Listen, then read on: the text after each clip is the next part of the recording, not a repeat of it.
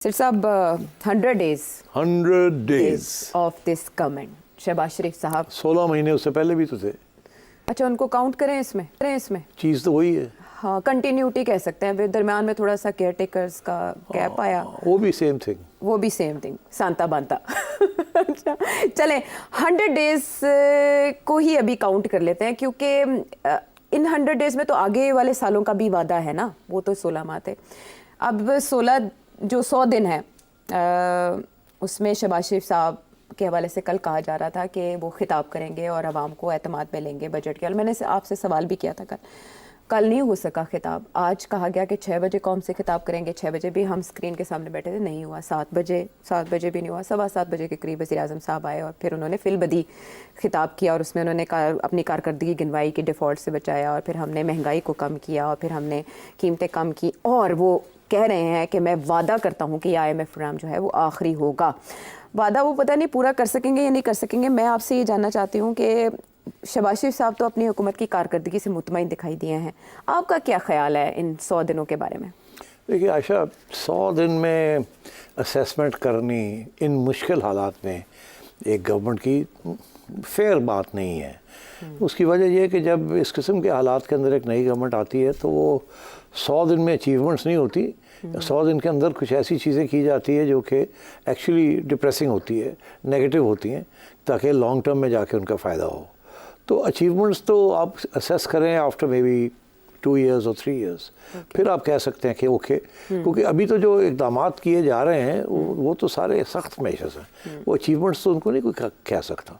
Achievements तो होती हैं जो खुशहाली होती है, और यहाँ इस वक्त तो खुशहाली वाले तो सिचुएशन ही नहीं है। बहरहाल, तो अब क्योंकि 100 दिन के ऊपर हर एक का ये होती है टेम्पटेशन के बताया जाए हमने क्या किया है। ये नहीं कि हमने अचीव क्या किया, मगर हमने किया क्या है। और शहबाज साहब का भी यही मसला था कि अचीवमेंट्स तो ख़ास नहीं है, हो भी नहीं सकती। जिस किस्म की महंगाई है और जिस किस्म के इक़दाम किए जा रहे हैं, बेल्ट टाइटनिंग हो रही है, IMF का प्रोग्राम चल रहा है, भाग दौड़ हो रही है कि पैसे कहीं से इकट्ठे किए जाएं, डिफ़ॉल्ट ना हो, तो इस पर क्या अचीवमेंट हो सकती है? सिर्फ यही अचीवमेंट है कि चले अभी तक डिफ़ॉल्ट नहीं हुआ। ये अचीवमेंट है कि IMF का प्रोग्राम शुरू हो गया है। IMF ने आपको कुछ पैसे दे दिए हैं और आगे सितंबर में कुछ और पैसे देंगे, जिसके साथ और पैसा सऊदी अरेबिया से भी आएगा, वगैरह वगैरह से आएगा। चाइना की ट्रिप में इन्होंने अपने जो कर्जे लिए हुए हैं उसके ऊपर जो पैसे वापस करने थे वो चीनियों को समझा के प्यार मोहब्बत के साथ उनको भी मुलतवी कर दिया है कि डिलेड। तो मैं समझता हूँ these are fairly big achievements. जिस किस्म के प्रॉब्लम्स उनको फेस कर रहे थे वो डिफ़ॉल्ट से बचाया, IMF का प्रोग्राम शुरू किया, उसके बाद चाइना के जो 8-9 मिलियन डॉलर्स देने थे इस साल, उसको डिफर्ड पेमेंट्स की। एंड इसी तरीके के साथ हमारे 1-2 इंटरनेशनल बॉन्ड्स थे, उनको रिटायर किया विदाउट डिफ़ॉल्ट। तो दीज आर मेजर अचीवमेंट्स।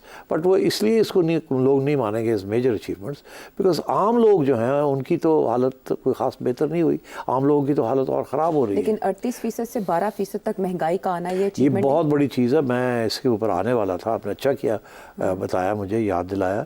बात यह है कि इन्फ्लेशन सबसे बड़ी इशू था और डिवेल्यूएशन, ये 2 चीज़ें थी, क्योंकि डिवेल्यूएशन के साथ भी इन्फ्लेशन होती है। अच्छा, अब डिवेल्यूएशन जो है वो रुक गई, उसको मैनेज कर लिया स्टेट बैंक ने और गवर्नमेंट ने। वो अब रुपया जो है वो गिर नहीं रहा है, रुक गया है। पाउंड और डॉलर जो है वो एक स्टेज पे आगे रुक गए।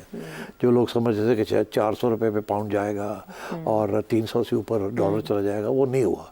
270-80 के दरमियान डॉलर रुक गया है और 250 और 60 के दरमियान पाउंड रुक गया। अब आगे क्या जाके होता है वो आगे इकोनॉमिक कंडीशंस के ऊपर डिपेंड करेगा, बट कम से कम ये रोक दिया। जिसके साथ ये हुआ है कि अब जाके स्टेट बैंक ने भी अपने इंटरेस्ट रेट्स जो है वो 150 BPS कम कर दिए, जिसके साथ इंडस्ट्री को जो लोन लेती है इंडस्ट्री बैंकों से वो अब कम रेट पे मिलेगी। बहुत हाई है अभी भी, मगर फिर थोड़ी सी सहूलत हुई। इसी तरीके के साथ जो गवर्नमेंट लेती है पैसा बैंकों से, कर्जे, गवर्नमेंट का भी जो डेट है वो भी कम होगा, बिकॉज जो डेट रीपेमेंट करनी है वो अब कम रेट पे होगी। तो ये एक अच्छे कदम उठाए हैं। अब सबसे इम्पोर्टेंट बात यह है कि महंगाई कम हो रही। महंगाई एक ज़माने में 40% थी, फिर 25 पे आई, फिर वहाँ काफ़ी अरसा टिकी रही, अब आ गई 11-12%, 10 से 11-12%। और हर आदमी जो है बाहर सड़क पे जो है उसको इस बात का एहसास हो गया है कि महंगाई कम हो गई है। अब टमाटर भी नहीं बढ़ रहा और आलू भी मिल जाते हैं, प्याज भी मिल जाते हैं, जो बेसिक नेसेसिटीज़ हैं। तो मैं समझता हूँ this is a big achievement कि आपने महंगाई को कम कर लिया है। और पेट्रोलियम प्राइसेस के बारे में पेट्रोलियम प्राइसेस तो आपको पता ही है, वो फिक्स्ड है, उसका इंडेक्स है एक जिसके साथ वो बढ़ती हैं कम होती हैं, तो उसके अंदर तो गवर्नमेंट इंटरफेरेंस नहीं करती, वो तो हमारी जो एक इदारा है वही करता है, नेपरा जो है वो करते हैं और रेट्स लगाते हैं। तो कभी किसी महीने 10 रुपये बढ़ जाता है, किसी महीने 5 रुपये गिर जाता है। अब फिर गिरा है, डीजल भी गिरा है और वो भी गिरा है। तो मैं समझता हूँ this is good coming on the eve of the budget, कि बजट आया ही है तो सब समझ रहे थे कि पेट्रोल और महंगा हो जाएगा, तो उन्होंने कम कर दिया। मेरा ख्याल है अगले महीने फिर बढ़ जाएगा थोड़ा सा। अच्छा। तो ये चीज़ चलती रहेगी, मगर साइकोलॉजिकली स्पीकिंग तो ये अच्छा हुआ। मगर अब जो सबसे इम्पोर्टेंट डेवलपमेंट ये है कि शहबाज शरीफ साहब की जो स्पीच थी जो आज उन्होंने दी है, उसके अंदर जाहिर है उन्होंने यही समझाने की कोशिश की है कि हालात बड़े मुश्किल है, हमने काबू पा लिया उसके ऊपर। ये बहुत बड़ी अचीवमेंट है काबू पाना, मगर काबू तो अभी आधा ही पाया ना, अभी तो इंटेंशंस हैं, इरादे हैं कि हम ये करेंगे, हम ये करेंगे, हम ये करेंगे। फैसले हो गए, ये टैक्स कलेक्ट करेंगे, ये करेंगे, ये करेंगे, मगर अभी उसको इम्प्लीमेंट करना है। अब वो वहाँ मुश्किल आएगी। तो आगे जाके देखना ये है कि अगले 3 महीने के अंदर, ये मैं कह रहा था कि सितंबर तक क्या यही बजट चलेगा या आखिर ज़रूरत पड़ जाएगी कि एक सप्लीमेंट्री बजट की ज़रूरत पड़ जाएगी, फिर देखा जाएगा क्या होता है उस वक्त। तो मैं समझता हूँ कि first 100 days tough decisions taken well, not all as well as should be, मगर कॉम्प्रोमाइज़ भी करनी पड़ी हैं जो की हैं। मेरा ख्याल है सबसे बड़ी कॉम्प्रोमाइज़ तो ये हुई है कि इंडस्ट्री जो है जो बैठी हुई है, और एक्सपोर्ट्स जो है हमारे लिए बड़े क्रिटिकल है। उसके बगैर आप इंपोर्ट भी कुछ नहीं कर सकेंगे। अगर एक्सपोर्ट्स नहीं होंगे तो पैसा नहीं आएगा, डॉलर, तो पेपर्स कैसे करेंगे? या आपकी लिपस्टिक कहाँ से आएगी, बैलेंस और मेरी टाइयाँ कहाँ से आएंगी? ठीक है ना। तो ये इसके लिए पैसे चाहिए एक्सपोर्ट करने के लिए। एक्सपोर्टर कह रहा है जी कि हम तो तैयार हैं करने के लिए, मगर हमारे लिए मुश्किल बड़ी है, क्योंकि जो बिजली है और गैस है बड़ी महंगी है। और ये सारे इस रीजन के अंदर सबसे ज़्यादा महंगाई जो है गैस की और इनपुट्स की, एनर्जी की, जो बड़ी महंगी है। तो हम कैसे एक्सपोर्ट करेंगे? हमें आपकी सहूलत दें। तो अब आज ही जो अनाउंस किया उन्होंने, वो ये किया कि जी कोई 250 अरब के करीब की सहूलत दी है, 200 से 250 अरब की सहूलत दी है। हाँ, 200 इंडस्ट्री को 10 रुपये 69 पैसे फी यूनिट कमी का ऐलान किया है सनतों के लिए। लेकिन साथ ही जो आम है सारिफ, उसके लिए 5 रुपये 72 पैसे फी यूनिट इजाफा भी कर दिया। हाँ, तो वो यही होता ना कि कहीं ना कहीं उनको देना था ताकि एक्सपोर्ट्स हों, और कहीं से तो लेना था ना। पैसे हवा में तो नहीं है, प्रिंटिंग तो कर नहीं सकते पैसे की। ज़्यादा प्रिंटिंग करेंगे तो फिर महंगाई हो जाएगी, इन्फ्लेशन हो जाएगी। तो इसलिए अगर इनको 200 अरब रुपये से ज़्यादा दिया है एक सहूलत, ताकि एक्सपोर्ट्स जो है वो बढ़े, और तो फिर कहीं ना कहीं से तो लेने थे ना पैसे। अब वो 2 जगह से उन्होंने पैसे लिए हैं। एक तो ये आप जो अब कह रहे हैं कि रेजिडेंशियल कंज्यूमर्स के लिए, जो घरों वाले लोग हैं उनके लिए बिजली का रेट बेसिक टैरिफ में उन्होंने बढ़ा दिया, उनका बेसिक टैरिफ बढ़ा दिया। दूसरा ये है कि ये जो मिडिल क्लास है उनसे भी 200-250 अरब रुपया की टैक्सेस जो हैं वो बढ़ा दिए, जिसकी हमने कल बात की थी। मैं समझता हूँ वो बहुत बड़ा एक कदम था। और अब ये जो बातें हो रही हैं आयशा, बड़ी इंटरेस्टिंग बातें हो रही हैं। अगर ये इम्प्लीमेंट कर लिया तो बहुत कामयाबी होगी इनको। इस वक्त आपका जीडीपी टैक्स रेशियो जो है, टैक्स जीडीपी रेशियो 8-9-10% के करीब है। इनकी कोशिश है कि अगले 2-3 साल में इसको 13% पे ले जाया जाए। अगर ये 12 में भी चले जाते हैं तो बहुत बड़ी अचीवमेंट होगी। अब वो कैसे जाएंगे, ये हमने कल बात की थी कि जी रिटेलर्स जो हैं उनको कैसे समझाएंगे, प्रोफेशनल्स जो हैं उनसे कैसे टैप करेंगे। अब वो FPR चेयरमैन साहब कह रहे हैं कि हम सिस्टम बना रहे हैं जिसके साथ हम मॉनिटर कर सकेंगे। उसमें बहुत सी इंटरेस्टिंग चीज़ें हैं, डिटेल में जाने की ज़रूरत नहीं है। मगर अब ये प्रोजेक्ट्स तो बन रहे हैं, प्लान्स बन रहे हैं क्या इनको इम्प्लीमेंट किया जाएगा, क्या इंडस्ट्री रिटेलर ये बात मानेंगे, क्या वो तावन करेंगे, क्या वो नहीं करेंगे, फिर क्या सजाएं होंगी, अगर सजाएं नहीं होंगी तो फिर क्या स्ट्राइक्स होंगी, क्या होगा, ये अगले 3 माह में हमें पता चल जाएगा कि किस हद तक ये कामयाब होगा कि नहीं। अगले 3 माह में 1.5 माह के करीब वज़ीर आज़म ने भी कहा है कि मैं अच्छे रिजल्ट्स लेकर आऊँगा, जो इदारे बोझ हैं हम उनको ख़त्म कर देंगे, ख़जाने से बोझ हटाएंगे। उन्होंने कमेटियाँ भी कुछ किफ़ायतशारी के लिए बना दी हैं। और कल आपने स्टेशनरी की बात की थी, तो उस पर जो 10% सेल्स टैक्स है वो भी वापस लेने का फैसला जी, ये इन्फॉर्मेशन यही आ रही है। इनफैक्ट मैंने खुद PM साहब के साथ रब्ता किया था। अच्छा। और मैंने उनसे ये रिक्वेस्ट की थी कि ये मत कीजिए, स्टेशनरी और किताबों के ऊपर आप सेल्स टैक्स मत लगाएं। तो वो एकदम उनका रिस्पांस यही था कि बिल्कुल सही कह रहे हो कि मैं इसके ऊपर फाइनेंस मिनिस्टर से बात करता हूँ। तो फिर मेरी और भी वहाँ 1-2 सीनियर लोगों से बात हुई, तो उन्होंने कहा हम चेयरमैन FBR से रिक्वेस्ट करेंगे। और उन्होंने बताया तो आज की खबर यही है कि स्टेशनरी और किताबों के ऊपर GST जो लगा रहे थे 6 से 10%, वो शायद फैसला किया कि नहीं लगाएंगे। तो मैं समझता हूँ कि very good development, very good news.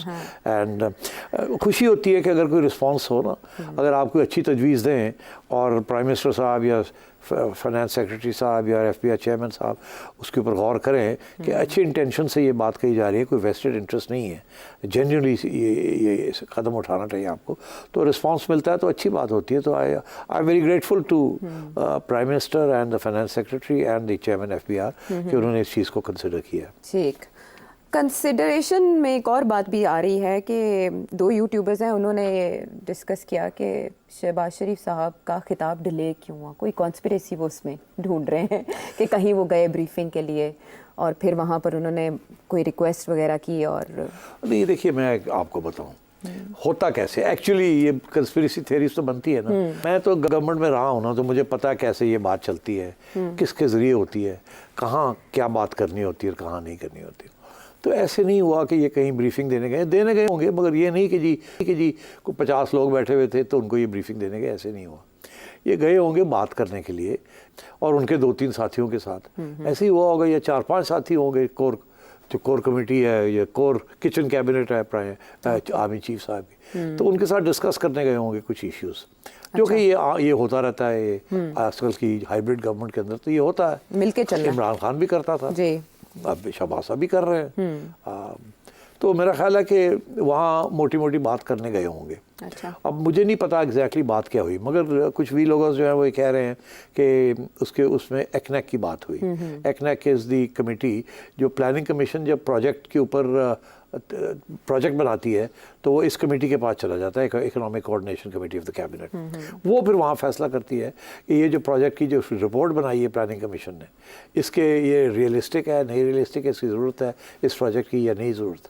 और क्योंकि ये गवर्नमेंट जो है ये, और ये मियाँ नवाज शरीफ साहब का फ़लसफ़ा है जो कि शहबाज साहब ने अपनाया है, वो ये है कि हमने डेवलपमेंट करनी है और वो पब्लिक सेक्टर डेवलपमेंट प्रोग्राम जो है उनको चलाना है। कल के प्रोग्राम में मैंने आपसे कहा था कि देखिए इसमें जो सबसे बड़ा कॉन्ट्रडिक्शन यही है कि एक तरफ आप कह रहे हैं कि हमने बेल्ट टाइटनिंग करनी है, खर्चे कम करने हैं, दूसरी तरफ आप PSDP जो है उसको आप बढ़ा रहे हैं। तो अब ये दोनों में तजाद है, एक इधर जाता है दूसरे इधर जाता है। तो आप PSDP जो है उसको 1 साल के लिए रोक देते और ताकि वो पैसे बच जाते और वो पैसे आप दूसरी चीज़ों पर खर्च करते, टैक्सेस ना इतने बढ़ाते आप फॉर एग्ज़ाम्पल, मगर नहीं टैक्सेस बढ़ा के अब वो भी PSDP भी करना है। तो उसके लिए एक्नेक की बड़ी ज़रूरत होती है। अगर एक्नेक अप्रूव कर देती है कोई प्रोजेक्ट, अच्छा, तो फिर कैबिनेट जो है वो ओके कर देती है। अगर वो एक्नेक पे रुक जाती है कोई चीज़, फंडिंग या कि ये प्रोजेक्ट करना चाहिए या नहीं करना चाहिए, तो फिर आगे कैबिनेट जो है वो फैसला नहीं कर पाती।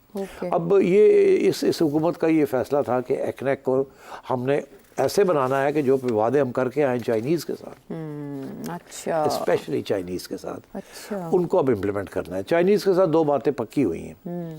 एक ये कि जी वो रेलवे लाइन बननी है कराची से पेशावर तक, 3-4 साल लग जाएंगे, मगर पहले साल की एलोकेशंस करनी है उसके लिए। It's nearly $7 million project, billion अब 7 बिलियन।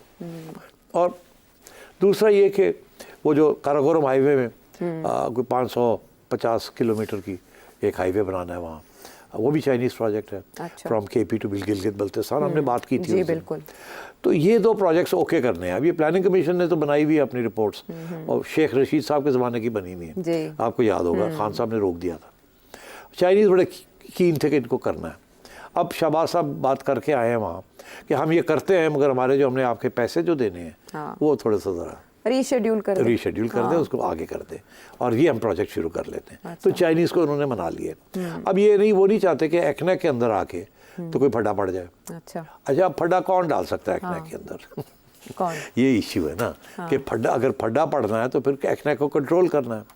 तो इसलिए प्राइम मिनिस्टर साहब ने ये फैसला किया है कि फाइनेंस मिनिस्टर साहब को अब एक्नेक का हेड नहीं बनाया जाएगा, वो खुद बनेंगे और साथ अपने वो इसाक डार साहब को रखेंगे कि ताकि अगर वो मीटिंग को चेयर ना कर सकें तो इसाक डार साहब चेयर करें as deputy prime minister. As deputy prime minister. तो उनको साथ ले गए वो। अच्छा। तो मेरा ख्याल है ये भी बात की होगी वहाँ कि जी वो हम एक्नेक भी चेंज कर रहे हैं। क्यों की होगी वहाँ? इसलिए कि फाइनेंस मिनिस्टर जो है वो लगाया है। हाँ, अच्छा। और वो इसलिए ताकि वो चाहते हैं कि एक upright honest man of integrity character और जो कि अग्री किया है IMF के साथ जो प्रोग्राम उसको चलाए।